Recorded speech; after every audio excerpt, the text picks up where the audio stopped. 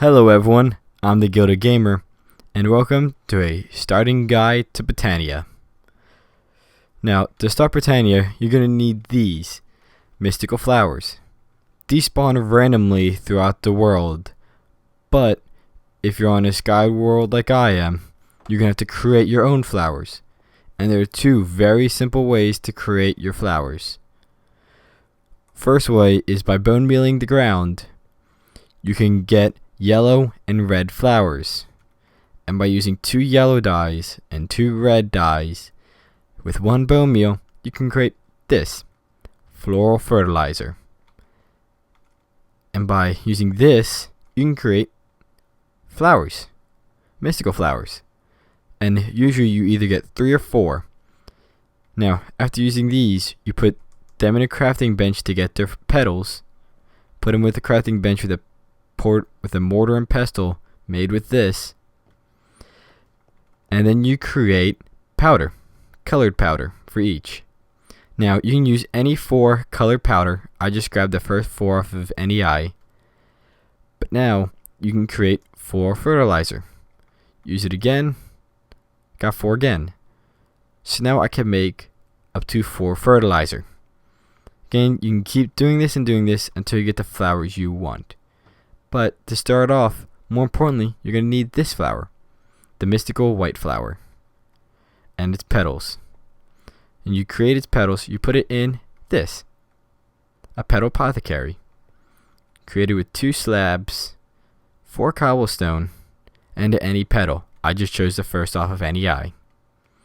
After you create this, you place it down, put water in it, and there you go. You now have a petal apothecary. But to create the flowers, like I have here, you need the correct amount of petals and 1 seed. And then when you have 4, you create this, a pure daisy. So if you're a pure daisy, I recommend creating 2 to start off. You put it on either dirt or grass. And then you can make living wood and living rock. To create living wood, you have to put logs around the pure daisy. To create living rock, you have to put stone around the pure daisy. After a minute, you get the living wood and living rock. Very simple. These don't have any durability or don't need any mana. Now, to actually start creating the mana is the harder part. The 2 most basic flowers are created like this: 2 yellow, an orange, and a light blue with 1 seed creates a day bloom. 2 black, a gray, and a purple with the seed creates a nightshade. Day blooms are used during the day, and nightshades are used during night.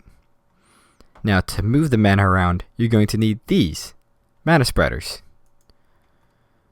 With the mana spreaders, you can hook them up with the flowers, and then they will move the mana through this beam of light. They usually have range of about 16 blocks to this point, and after here, power will decrease to a point it is unusable. There is no drop off to that point. It's just after that point, they are unusable. Now, they are created with 6 living wood on top and bottom, a petal in the middle, and a gold ingot on the left. That's how you create the mana spreaders to move your mana around. Now, most importantly, you have to create the tool used to hook everything up, which is this in my hand. You will need a wand of the forest. Now, to create the wand of the forest, you need 3 living wood sticks and 2 petals. You can use any assortment of petals. They don't have to be the same colors. You can create this as fancy as you want it. But more importantly, when you create the living wood sticks, the 2 pieces of living wood, will create 1 stick. So to create the one in the forest, you need 6 living wood. That is to remember for later, because the sticks are useful for some various crafting recipes. Now, the stone isn't utterly useless or for aesthetics. You need them to make mana pools.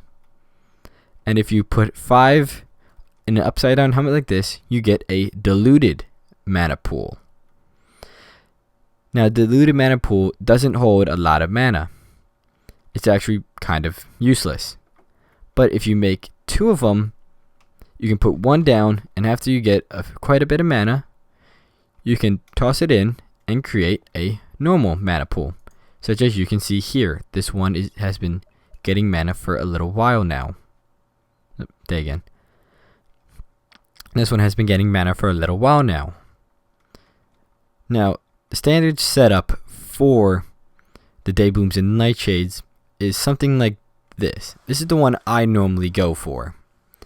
Now, when you create it, you can't just put lines and lines of day blooms and nightshades. You have to put them diagonal from each other. Because if you put them next to each other, they will lose their effectiveness. So putting diagonal in the shape like I created is the most effective way to use them. Now, after you have this, and you start generating quite a bit of mana, this is actually not the most effective way. Because if you see here, I have very little mana. And this has been going on for about, I'll say 20 minutes now. And I don't have that much mana. You're going to need a lot to actually be usable for the future. Now, one useful way is if you take a mystical petal and toss it in. As you can see here, you get a mana petal. Very simple. Now, if you have this mana petal, you come all the way back. Wow, a horse spawned. Wow, that's new. Okay, moving on. So if you have these mana petals with 1 cyan mana petal, 2 normals, a blue mana petal, a normal blue petal, and a pink petal, you can make these Hydrangeas. Now, these get mana from water. And if you put them in a configuration like this over here, but within a 3x3 pool, because when these first get started or run out, if you can see here, when that blue bar runs out, they will consume a source block of water. Now, if you put them in a normal 2x2 and get unlucky, they can get rid of your entire source block. But if you put them in a 3x3 like this and just simply put them in the corners, they will drop from the corners, and then the other source blocks will just simply refill it, creating an almost endless suit of mana. Now, if you can see here, I placed a mana spreader up here, and it is not going anywhere. One good thing about these are directional.